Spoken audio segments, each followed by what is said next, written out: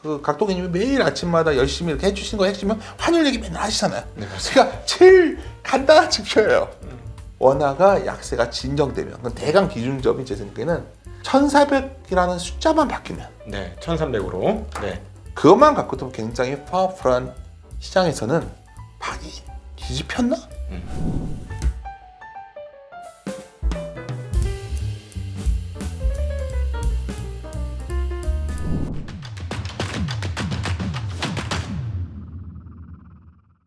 안녕하십니까, 증시각도TV 시청자 여러분, 투자자 여러분 반갑습니다. 여러분이 정말로 좋아하시고 한국 최고의 매크로 예언자라고 저는 이제 표현하고 싶습니다. 윤주호 대표님 모셨습니다.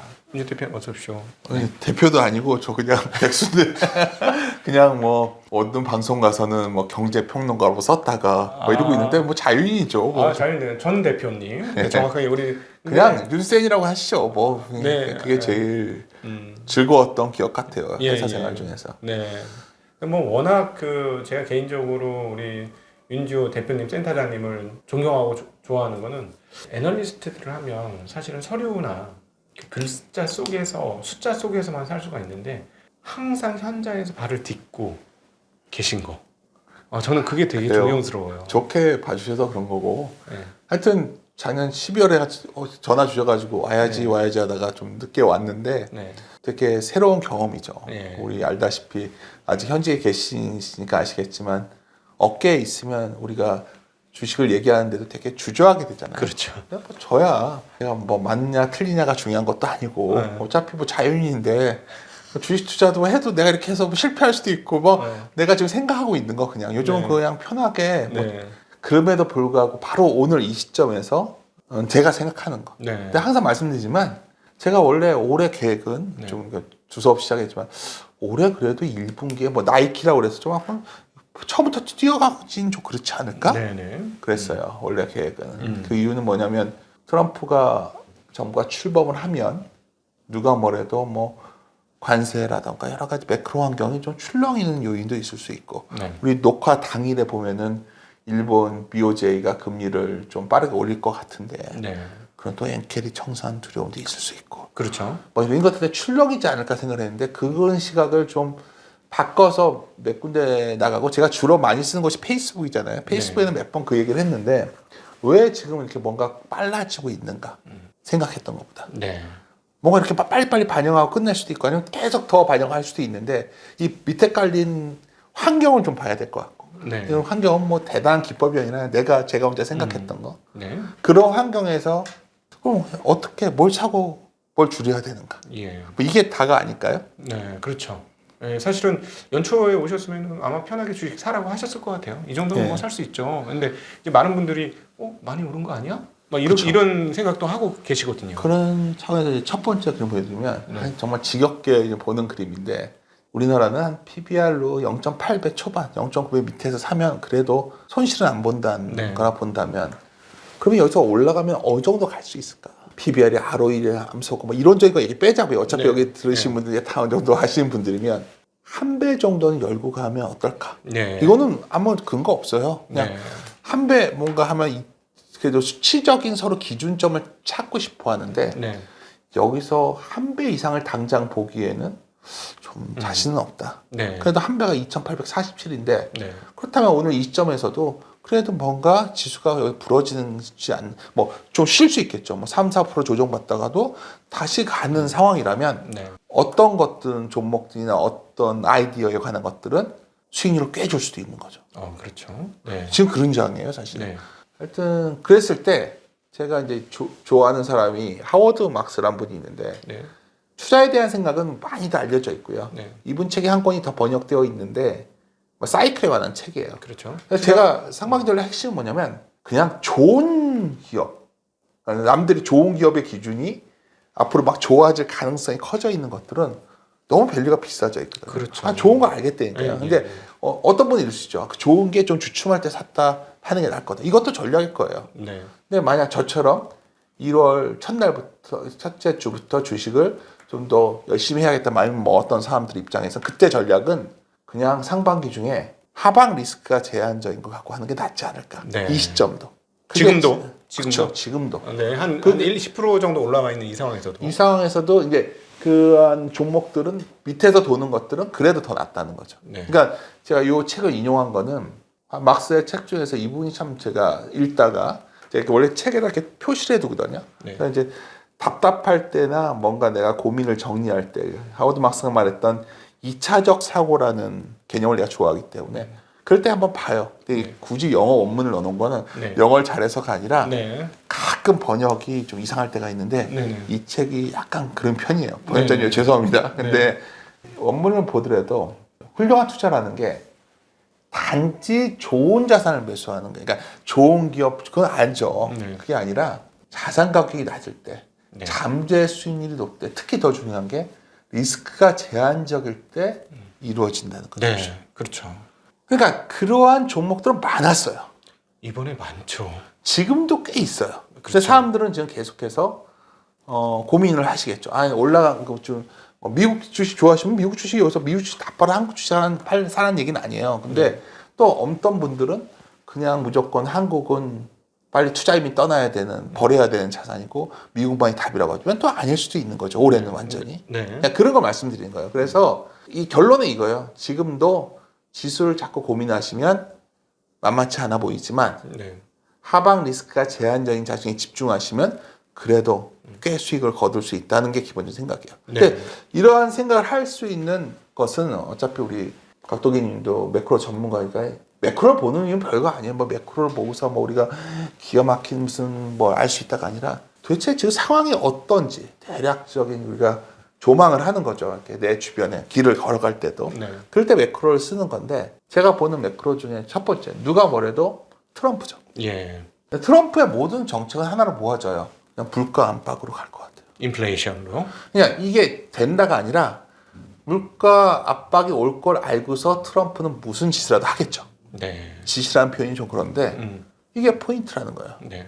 아니, 정책이 막 섞여 있어요. 금리 하락을 가고 약달러를 하고 뭐 맨날 얘기하는 게 뭐 베센트 같은 경우에는 뭐 성장도 3% 하는데 물가도 작고 재정 적자도 아니 그러니까 그게 다 되면 참 좋을 텐데 쌍둥이 적자도 해소하고 경제도 성장하고 뭐 이렇게 되면 트럼프는 진짜 진정한 영웅이 되겠죠. 네. 근데 여하튼 드러나는 것의 핵심적인 것 중에 하나는 물가 압박이 상당히 올 것 같다는 생각. 그렇죠. 관세도 올리겠다고 했지. 그치. 그다음에 이민자도 다 쫓아내버리겠다고 했지. 불법 그쵸. 이민자 다 그다음에 감세도 하겠다고 했지. 그렇죠. 이거 그러니까 대표적인 게 딱 맞지만 임금이 오를 거거든요. 네. 그럼 뭐 이거는 피할 수 없잖아요. 요새 뭐 미국 뉴스 보면 막 한국 사람들도 막 쫓아낸다고 하고. 그렇죠. 네, 유학생들 지금 다 돌아오고 있어요. 그러니까요. 이런 상황을 본다면 이 트럼프 정책의 패러독스라는 거가 환경에서 굉장히 중요한 거예요. 그러니까 이 패러독스를 그러면 트럼프는 모를까요? 트럼프 주변에 있는 그런 정말 다 우리 편의 프로들이 네. 이 상황을 어떻게 타개하려 할까요? 네. 그게 제일 궁금해요. 아. 무슨 정책을 취할까? 네. 여러 정책이 취할 텐데 관세도 협상용이나 온갖 얘기 하여튼 그 여러 가지 트럼프 정책의 핵심이 성장성의 물가 안정, 재정 전자 감소예요. 뭐 거의 완전 초인이 되겠다는 거죠. 천상이네요. 천상. 그러니까 네. 뭐 초인지체 초인행위가 근데 이제 의회 예상부에서 나온 그림인데 많은 애널리스트들이 이거 많이 네. 보여줘요. 이게 뭐냐면 재정 적자가 순이자 지출 때문에 멈출 수가 없어요. 계속해서 이제 그 그쵸. 채권 발행한 거에 대한 이자를 내줘야 되니까. 그쵸. 지금. 그러니까 뭘 할까요? 이 사람들이 이제 앞으로 한 방법 재정 적자를 줄여야겠는데 관세라는 걸 얘기해요. 얼마나 이게 웃긴 얘기냐면 관세로 돈을 받아서 세금으로 다 그러니까, 메꾸겠다. 그러니까 지금 이거를- 이자 돈 내는 거. 이게 이제 이 관세 딱 나오면 이제 다들 이제 우리 같은 사람들 글 써야 되고 뭐 빨리 떠들어야 되니까 막 1930년이 소환돼요. 스무트 할리 관세법이라고. 네네. 미국이 그때 엄청나게 관세를 때려요. 그때도 미국 우선주의 시대였고 뭐 비슷한 거 갖다 붙이면 진짜 비슷해요 그때가. 네. 물론 1920년대가 폰지가 부동산 사기도 쳤었고 네. 25년에 위디안 게츠비 소설 나왔을 때다. 네. 그러니까 미국이 그러다 우리가 좋아하는 제시 리버모가 열심히 활동할 때도 그때였고, 예. 그러니까 수많은 투기의 시대였어요. 네. 그리고 당시에 라디오가 보급되면서 RCA라는 회사가 나왔는데 어마어마하게 주가가 올라가죠. 그래서 유명한 작전주 금융 역사에 재밌는 거 나중에 그거 한번 썰풀 시간 있으면 재밌는데 네. 작전주 역사에서 가장 히트 중에 하나가 무슨 가문에서 RCA 주식을 작전했었거든요. 예. 하여튼 이 말씀을 왜 드리냐면 미국이 그 정도의 혁신 성장기잖아요. 그렇죠. 애플이 RCA랑 비슷한 거 아니에요? 그리고 그 당시에 포드가 자동차도 막 만들어가 대량 생산해서 싸게 다 공급될 때였고 막 온갖 일이 20년대에 벌어졌는데 그때가 바로 미국 우선주의 시대였어요. 결과론적으로. 왜냐하면 1차 세계대전 때 유럽이 거의 망가지면서 미국이 거의 독주가 되면서 다른 나라랑 엮이기 싫어지니까 고립주의로 가고 미국 우선주의로 가고 하다가 대공황이 터졌잖아요. 그러니까 자꾸 그때를 소환하는데 사실 그때와 상황이 많이 다르다는 거죠, 지금. 예. 달라요, 사실은. 그러니까 여기서 연초에 좀 불안해했던 건 제가 혹시 이러한 우려들이 좀 반영되면서 흔들릴까봐 두려워했는데 역시 시장은 멍청하지 않더라고요. 그러니까 오히려 지금 뭐가 소환되고 있냐면 이 그림을 왜 보여드렸냐면 트럼프가 미국 대통령주의 자기가 굉장히 존경한다고 말하는 사람이 누군 줄 아세요? 닉슨이었어요. 아, 그래요? 그럼요. 그러니까 닉슨 하면 우리는 워터게이트 사건만 기억하지만 미국 역사상 공화당인데 시장도 엄청 강하게 개입도 했었고 되게 독특한 사람이에요. 근데 닉슨이 하여튼 뭘 했냐면 똑같이 보편 관세를 했었는데 이 사람은 그 닉슨 쇼크라고 그래서 달러를 금태한 중지했던 적이 있어요. 정지시켰던. 그때 갑자기 10% 추가 관세 인상했었어요. 닉슨도. 그런데 딱 4개월 뒤에 목적을 달성하고 닉슨이 이제 그 관세 인상을 철회해요. 미국의 무역 적자는 독일과 일본의 환율이 불공정해서다. 이거였어요. 그래서 결국 뭐 스미소니안 협정부터 해가지고 달러 가치를 내리면서 뭐 결과론적으로 그게 안 좋게 갔지만 당시에는 재선이 아마 1972년인가 재선 선거 때 60% 이상 얻으면서 상승이 돼요. 이거 말씀을 왜 드리냐면 저 혼자 생각이에요. 트럼프 행정부는 닉슨을 꿈꾸는 구조가 있지 않을까. 뭐였냐? 이 모든 문제를 해결하는 방법은 달러를 약세로 돌려야 돼요. 달러를 약세로 돌리고 이런 부채 문제를 해결하는 방법은 다 이자 지출이니까 뭐 10년 국채 잡아야 될 거 아니에요.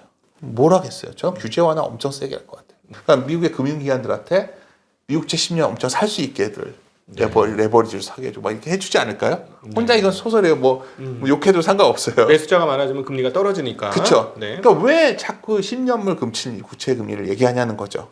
이 모든 것이 뭘 모여지는 건 트럼프는 이상한 바보들이 알고 있기 때문에 금리를 10년물 구치를 잡으려는 정책을 할 거고 달러 약세로 갈 거라는 거예요. 달러 약세가 이제 왜 중요하냐 말씀을 계속 드리는 거예요. 환경을 우리가 주식 투자하는데 지금 환경이 왜 지금 그래서 한국 주식 해볼 만하냐 이유를 말씀드리는 건데 그 다음에 볼 수 있는 게 물가는 계속 올라왔다 이건 막 없어도 되고 우리나라를 볼게요. 우리나라를 환경기업 우리나라 미국은 달러 약세를 가야 되고 금리를 규제 완화시켜가지고 어떻게 금리를 잡으려고 할 거다.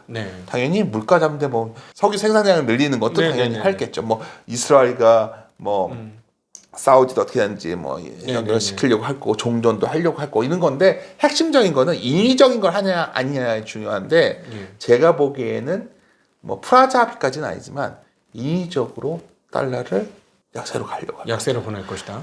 그러니까 그게 오늘 우리가 녹음하는 날 되게 독특해. 오늘 아침이 되게 긴장되는 날이었어 사실은. NA 150엔이 깨졌습니다. 그렇죠. N이 깨지면 과거에는 그냥 니케이가 흔들리고 그다음에 우리가 흔들렸어요. 근데 기다렸다는 듯이 치고 왔다. 어떻게 생각하면 서로 원하는 그림인 거예요 지금. 이게 흔드는 이걸 균열을 만드는 N강세가 아니라 달러 약세를 위한 N강세일 수도 있는 거죠. 아니 트럼프에게 누가 대항을 해요 지금. 일본은행이랑 다 알아서 적절히 해줘야 되는 거 아니에요? 한 3주 전쯤에 일본의 재무장관이 뭐라고 했냐면 우리는 미국의 스캇 베센트 재무장관과 긴밀하게 협의하고 있다. 정확히 보셨네. 그러니까 그게 나도 그 기사를 보면서 그날 야 얘들이 그러니까 미국이 원하는 게 제 추론이에요. 미국이 원하는 게 달러의 약세였을 때 가장 자기 마음대로 할 수 있는 나라가 일본이거든요. 그래서 일본은 강세를 유도하겠죠. 원화도 강해진다는 얘기예요. 그 말씀 계속 강조드린 겁니다.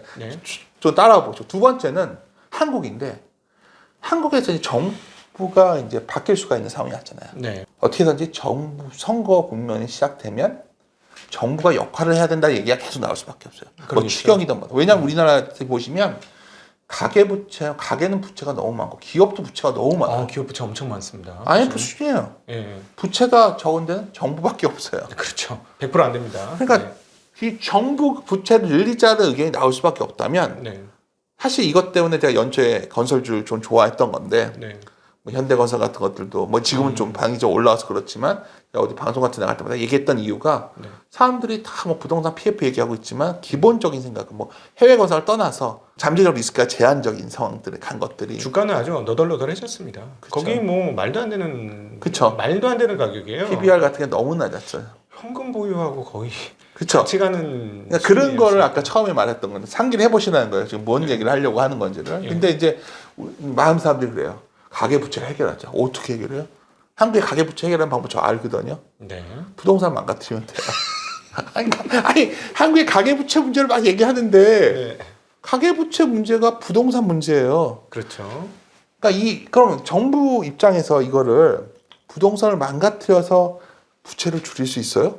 아, 그럼 망하는 거 정부가 그 정도는 망하는 거지. 그러니까 방법이 없어요. 네. 제가 이 말은 부동산 옹호론자도 아니고 네.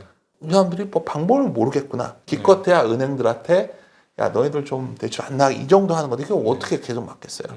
사실 이 문제는 해결 방법이 안 보이니까 저도 잘 모르겠어요. 네. 그런 재정 정책을 우리가 마음껏 쓸 수 있어요. 그러니까 선거 국면에 좀 쓸 수 있겠지만 우리나라 미국이 아니잖아요. 그렇죠. 일본이 아니에요. 우리가 채권 발행하면 채권 금리 바로 오를 겁니다. 우리는 비기축 통화국이라고 그래요. 네.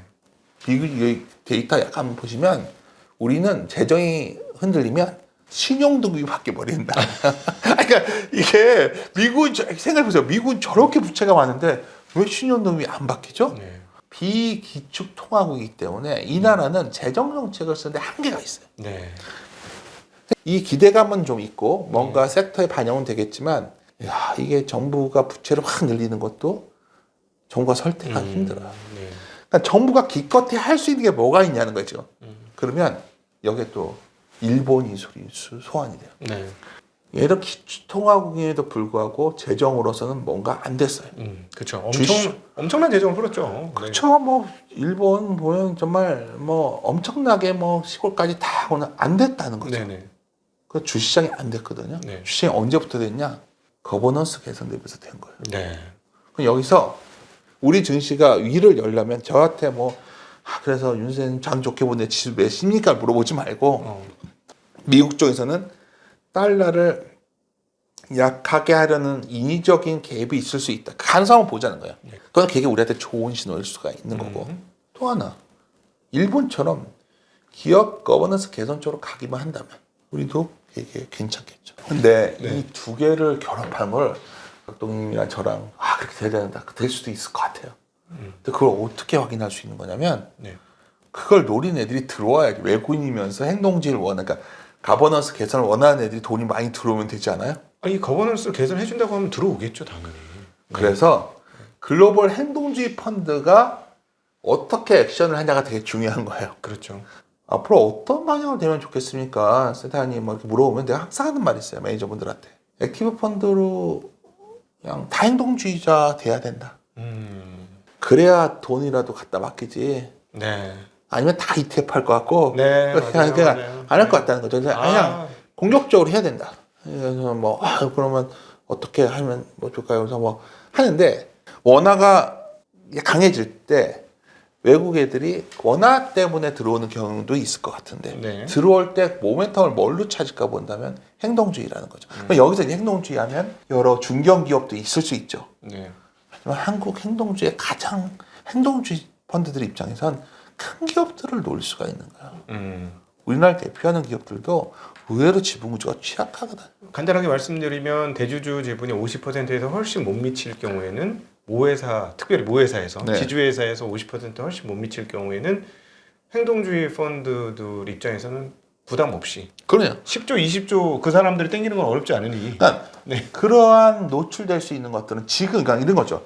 좋은 기업인지는 모르겠는데 보통은 되는 게 좋은 기업은 너무 비싸져 있으니까 그러니까 보통은 되는데 얘네들이 거버너가 자신이 없어. 그러면 아니면 거버너를 자기네들의 안정화시키기 위해서 무슨 수를 쓸 수도 있고 자기들이 그렇지 않을까요? 저희가 고려아연을 통해서 거버넌스 문제가 얼마나 대단한 건지를 몸소 체험했죠. 그러니까 이런 걸 생각한다면 그래서 행동주의 펀드의 타겟이 될 것 같다는 생각을 좀 갖고 있어요. 한 2, 3년에 걸쳐서. 그러니까 그 시작이 올해라 저 봤기 때문에 저는 어떤 기업들은 되게 공격적으로 제가 좋게 보고 밀고 있는 상황이에요. 근데 여하튼 이거저거 종합한 결과 워낙 그러니까 우리가 확인할 매일 그 각동기님이 매일 아침마다 열심히 이렇게 해주시는 거 핵심은 환율 얘기 맨날 하시잖아요. 네, 맞습니다. 그러니까 제일 간단한 지표예요. 원화가 약세가 진정되면 그건 대강 기준점이 제 생각에는 1,400이라는 숫자만 바뀌면 네, 1,300으로. 네. 그것만 갖고도 굉장히 파워풀한 시장에서는 뭐라? 판이 뒤집혔나? 우리가 매크로를 보던 이유는 이 환경이 어떠냐, 계절의 온도를 느끼고 싶어서거든요. 네. 그 온도에 맞게끔 내가 걸맞는 옷을 입고 있어야 되는 거예요. 네. 얼마나 옷을 입긴, 저는 그 종목 성태이라 본다면 그 기후와 환경을 보는 핵심 바로 매크로인데 네. 온도를 뭐로 측정하냐가 매우 중요해. 그때 온도를. 근데 한국 경제와 증시에서 온도 측정기로서 금리보다는 환율이 더 나아요. 네. 맞는 것 같습니다. 네. 금리는 우리 시장 자체가 채권 시장 좀만 이해를 하시면 그렇게 그냥 시장주의적인 맞아요. 그러니까 살 게 없어 채권이 할 게 네, 없어요. 그러니까 이게 조심스러운데 또 이런 내가 요새 내가 이제 욕 먹는 게 자유인 됐다고 말 막 한다고 막 사람들이 나 아는 사람들이 뭐라고 하는데 채권쟁이들한테 좀 미안한데 이게 그런 문제 때문에 금리라는 게 되게 간단치 않아요. 제가 드리고 싶은 요지는 원화를 참 많이 보셔야 될 것 같아요. 오늘 같은 날이 되게 중요한 날이에요. 아침에 이걸 느끼고서 먼저 엔화가 오늘 강해졌으니까 네.